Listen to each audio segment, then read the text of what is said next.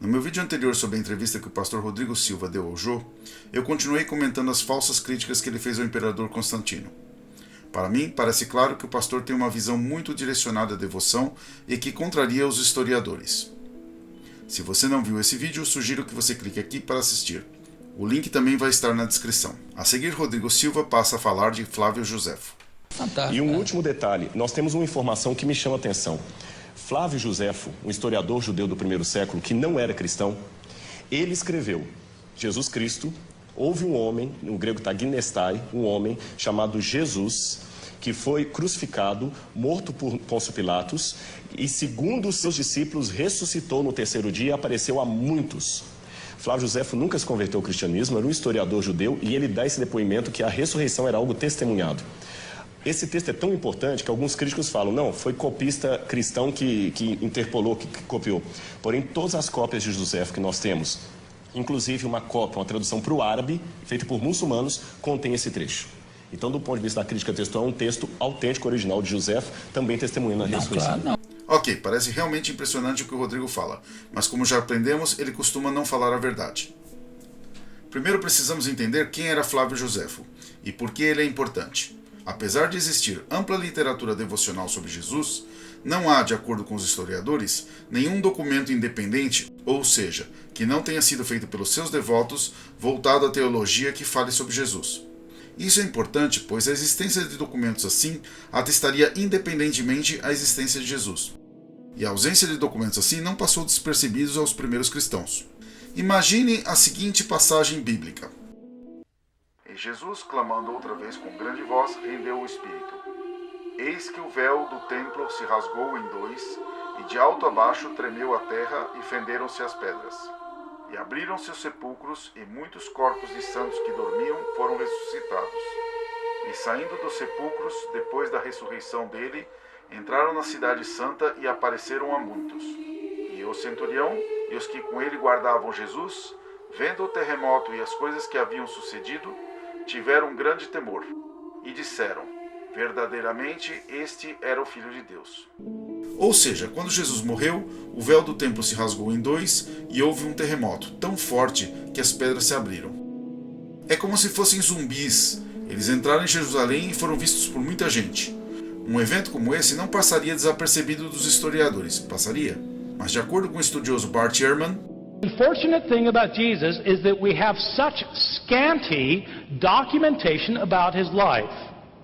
Most people don't realize this.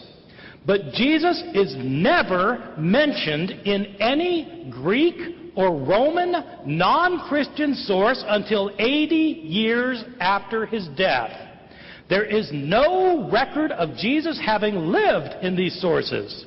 In the entire first Christian century, Jesus is not mentioned by a single Greek or Roman historian, religion scholar, politician, philosopher, or poet. His name never occurs in a single inscription, and it is never found in a single piece of private correspondence. Zip references. Estranho, não? Isso contraria totalmente o que disse o Rodrigo. Agora, por que um proeminente historiador iria dizer algo assim? Será que ele é louco? Será que ele nunca ouviu o depoimento de Flávio Josefo?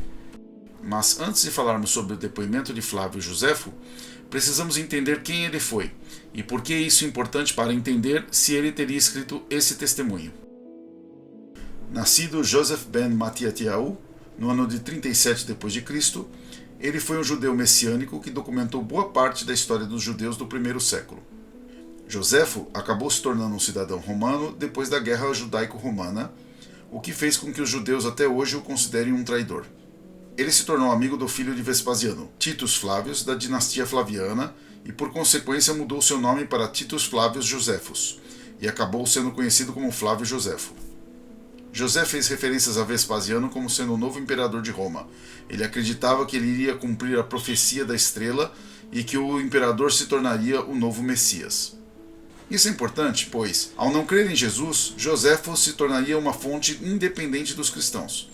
Por ser um dos principais historiadores da história do primeiro século, ele passou a ter vital importância no entendimento do período em que Jesus teria vivido. Com tantos milagres e tanta importância, seria natural de se esperar que Joséfo tivesse escrito algo sobre Jesus. Uma das mais conhecidas obras de Joséfo é chamada de Antiguidades Judaicas, ou também conhecida como a História dos Judeus. Nessa obra ele narra toda a história do povo judeu até a Guerra Romano-Judaica, na qual ele lutou. São 2 vezes que ele supostamente cita Jesus nesses textos. A referência mais conhecida é chamada de Testimonium Flavianum. Não existem mais originais dos textos de Joséfo, e as cópias mais antigas que chegaram até nós são datadas como sendo por volta do século XI. Uma versão em árabe do Testimonium Flavianum foi descoberta em 1971, e ela é datada do século X. E outra versão em sírio vem do século XII. Isso é importante porque versões diferentes podem conter variações do texto original, demonstrando o que pode ter sido alterado ou não. Mas é ideal que elas venham de fontes independentes. Como disse o Rodrigo, o consenso entre os historiadores é que a passagem que se refere a Joséfo foi uma interpolação, ou seja, que pelo menos parte do texto foi inserido no meio do trabalho de Joséfo. Pode ser que isso seja uma falsificação deliberada com o intuito de dar uma validação externa à existência de Jesus, ou que ainda seja uma alteração com o intuito de embelezar o texto existente. O texto de Joséfo era de grande interesse aos cristãos, e por isso a maioria dos copistas dos textos também eram cristãos, e não os judeus. Lembre-se, os judeus consideravam Joséfo um traidor.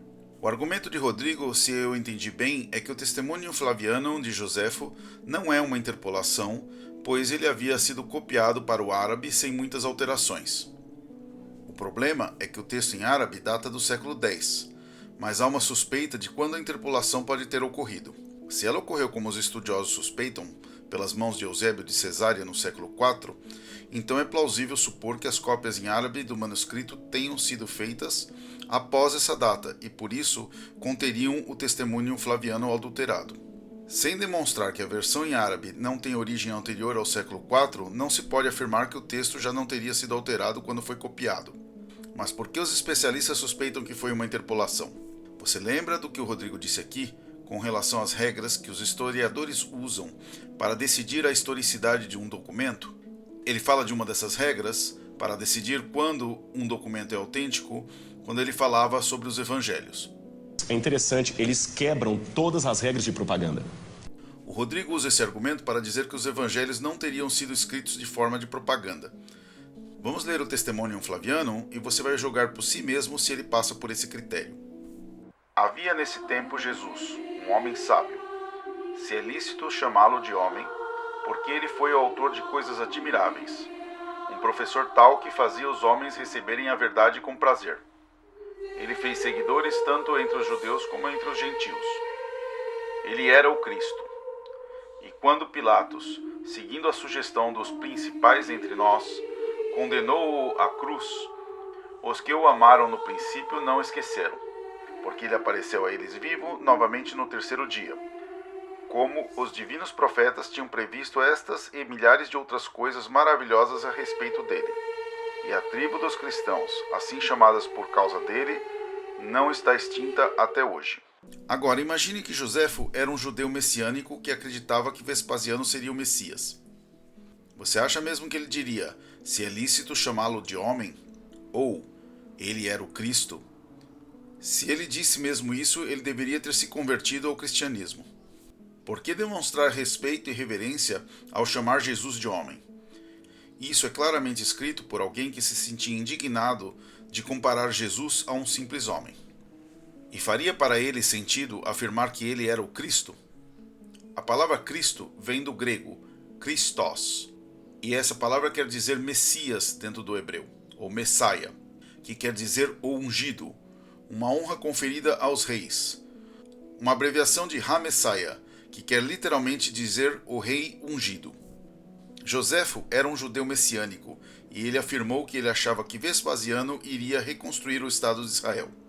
Ele achava, portanto, que Vespasiano seria o novo rei ungido.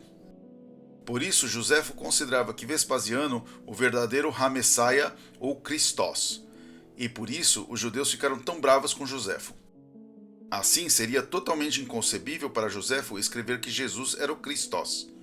Isso não só seria uma contradição das suas alegadas crenças, mas também um risco à sua sobrevivência, já que ele estaria implicando que Jesus seria de alguma forma um novo rei, e isso é o tipo de coisa que não se deseja que chegue aos ouvidos do imperador.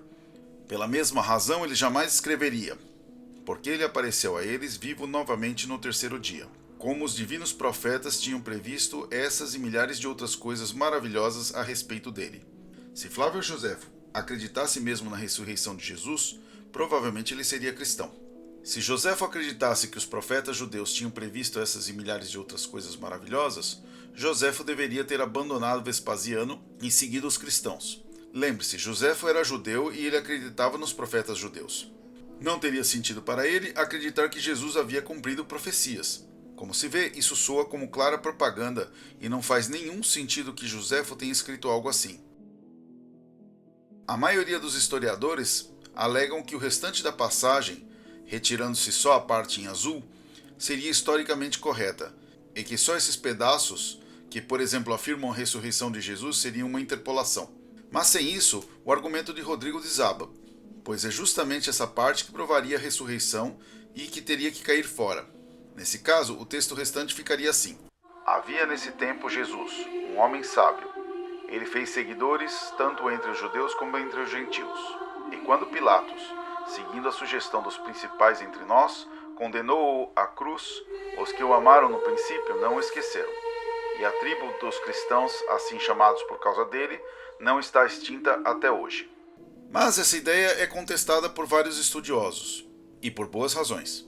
No trecho, e quando Pilatos, seguindo a sugestão dos principais entre nós, condenou-o à cruz, ele fala de Pilatos cedendo aos judeus, o que isentaria Roma e o governo da morte de Jesus. Isso é consistente com os evangelhos, mas o problema é que Joséfo não se cansa de dizer como Pilatos era um monstro e que não tinha nenhum respeito com os costumes judeus e que em várias ocasiões ele havia desrespeitado os líderes judaicos quase ao ponto da insurgência. Portanto, é estranho que justamente nessa passagem Pilatos teria seguido a sugestão dos principais entre nós. Não que isso não pudesse ter ocorrido de fato, mas é que pelo estilo de narrativa de Joséfo, ele possivelmente deixaria isso de fora, dizendo algo como Pilatos condenou Jesus à cruz, sem dar mais detalhes. Causa estranheza que alguém que consistentemente atacou o comportamento de Pilatos resolveria explicitamente livrar ele da responsabilidade pela morte de Jesus. Isso contraria o que Joséfo aparentemente pensava de Pilatos e não acrescenta nada na história narrada, mas faz muito sentido para alguém que está narrando a história do ponto de vista de quem conhece os evangelhos. Já o trecho, e as tribos dos cristãos, assim chamadas por causa dele, não estão extintas até hoje, causa ainda mais estranheza. Na época de Joséfo, como vimos no terceiro episódio dessa série, os cristãos ainda se consideravam judeus. Eles não se consideravam uma tribo separada no século I. O próprio uso da palavra cristão é um anacronismo. Na época de Joséfo, eles se referiam a eles como judeus, seguidores de Jesus. Portanto, esse texto parece indicar ter sido escrito por alguém em um tempo em que os cristãos já eram de um grupo separado dos judeus, o que só aconteceu por volta do século II. E a frase não está extinta até hoje reflete claramente esse sentimento do ponto de vista de alguém que sabe que os cristãos sobreviveram à perseguição, que terminou no século IV. Se você retirar isso, não sobra muito do texto supostamente original. Para piorar, o Testimonium Flavianum parece em algum lugar muito estranho do texto. O texto está falando das desgraças que assolaram o povo judeu. Se você é cristão, para você, a morte de Jesus pode parecer uma grande tragédia, mas para um não cristão, é estranho que esse texto tenha sido colocado ali, pois a morte de um suposto falso profeta, que alegadamente teria desobedecido às leis judaicas, não teria relevância histórica no contexto das tragédias judaicas. Ainda tem o fato que se você retira essa passagem do texto, o texto flui normalmente. Não faz falta o resto da narrativa, pois em nenhum momento da história que está sendo narrada por Joséfo, ele explica por que é importante falar desse tal de Jesus, ou por que ele se ligaria às histórias anterior ou posterior. Tenha em mente que a audiência para a qual Joséfo escreveu não era composta de cristãos, mas sim de romanos que iriam ler os seus escritos. Ele não dá nenhuma explicação à audiência de quem é esse tal de Jesus e por que é importante falar dele. Mas se foi um cristão que escreveu isso, Jesus é tão importante que ele dispensa apresentações. Para colocar isso em perspectiva, seria como se alguém estivesse escrevendo da história da cidade de Curitiba e resolvesse no meio dela falar de Henri Cristo, sem que a audiência tivesse a mínima ideia de quem é esse cara e por que seria relevante falar dele. Para complicar ainda mais a situação, a primeira vez que o testemunho flaviano é citado por alguém, ele é citado por Eusébio de Cesária no século IV. Isso é muito estranho porque Eusébio muito provavelmente recebeu seu manuscrito das Antiguidades dos Judeus, onde estaria o testemunho flaviano, da biblioteca do bispo e teólogo Orígenes. Um dos trabalhos mais conhecidos de Orígenes é um livro chamado Contra Celso. Nesse livro, Orígenes faz uma acalorada defesa do cristianismo contra um filósofo platônico chamado Celso. Não se sabe muito do que Celso disse, pois suas obras foram consideradas hereges e seus escritos não sobreviveram. O que sobreviveu no seu trabalho está preservado nas respostas de Orígenes a Celso. Aparentemente, Celso usava argumentos duríssimos para criticar os judeus e o cristianismo.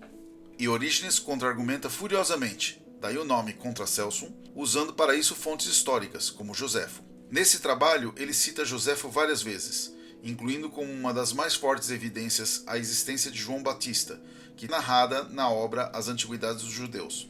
O ponto é que, se Orígenes tivesse conhecimento do Testimonium Flavianum, ele ia seguramente tentar esfregá-lo na cara de Celso, pois isso seria um argumento matador. Curiosamente, Orígenes não diz uma palavra sobre o Testimonium Flavianum para Celso. Será que Orígenes pulou justamente a parte mais importante? Como ele poderia ter pedido isso? Ao morrer, Orígenes deixou sua biblioteca com todos os seus manuscritos para Panfilho de Cesária e a comunidade cristã. Mais tarde, Panfilho, segundo a tradição, deixou a biblioteca a cargo do seu pupilo, Eusébio. A essa altura, a cópia de Joséfo, que pertenceu a Orígenes, já estaria com mais de 50 anos e provavelmente estivesse precisando ser copiada para ser preservada. Curiosamente, Eusébio é o primeiro a citar o Testimonium Flavianum. Isso faz com que os historiadores suspeitem que Eusébio de Cesária tenha inserido a passagem por perceber a clara ausência de uma importante referência a Jesus. Como essa inserção teria ocorrido no século IV, a existência de um documento árabe do século X pouco esclarece. Entretanto, tanto o documento em árabe quanto o documento em sírio têm algumas diferenças. Uma delas diz, ao invés de ele era o Cristo, que é uma afirmação muito forte para um judeu, ele diz, talvez fosse o Messias. Isso poderia implicar não que eles talvez não tivessem copiado o documento ou de uma versão adulterada, mas não explicaria o esquecimento de Orígenes. Também pode ser que eles tenham copiado uma versão derivada da versão de Eusébio que tivesse sido alterada depois. E na verdade, a frase talvez ele fosse o Messias não parece também algo que Joséfo teria escrito. Do ponto de vista de Joséfo, é quase tão ruim quanto dizer que ele era o Cristo, já que nos dois casos ele estaria contradizendo as suas crenças e colocando a sua presença na corte de Vespasiano em risco. But did he write it even? I think not, and there are a lot of reasons for this. It's obviously written by a Christian. There's no way Josephus would have said that Jesus is the Messiah. He owed his life to having turned coat and joined the Romans after being a general in the Jewish opposition forces in the war with Rome.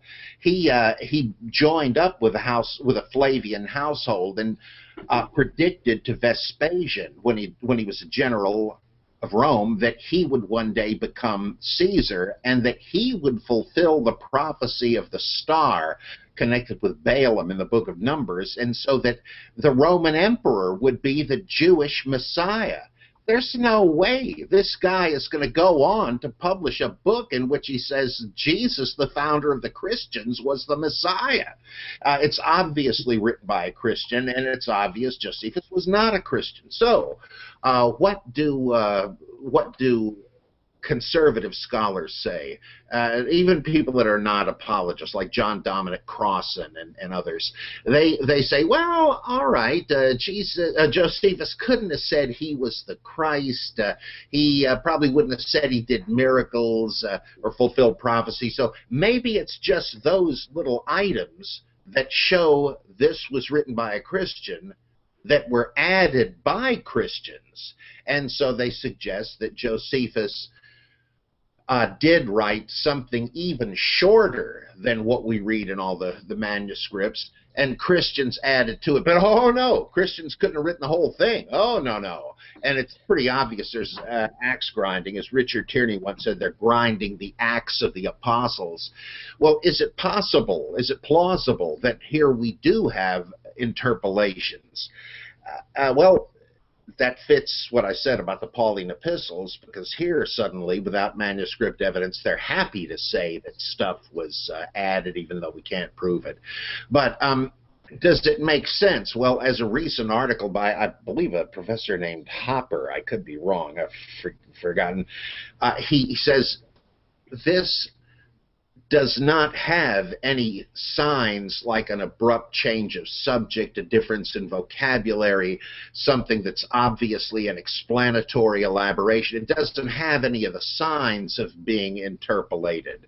I mean, where we know things have been inserted into ancient texts, you can usually tell that there's an interruption. No sign of that. Also, it has a confessional tone to the whole thing.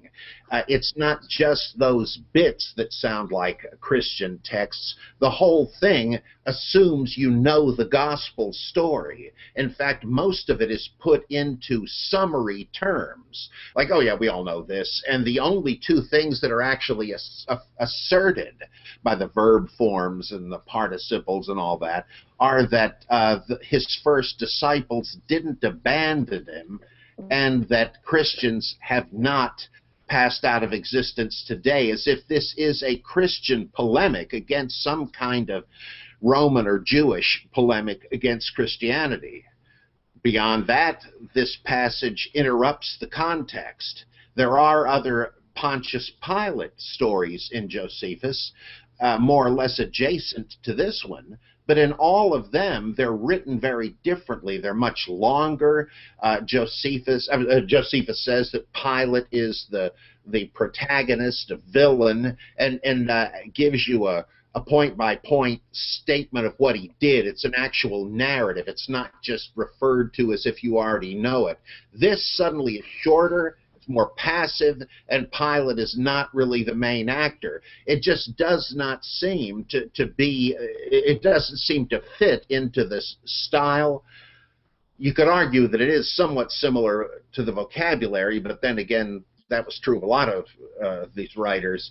It just doesn't seem to be by the author of the surrounding material, and so it seems clear to me the whole thing is simply an interpolation by a Christian.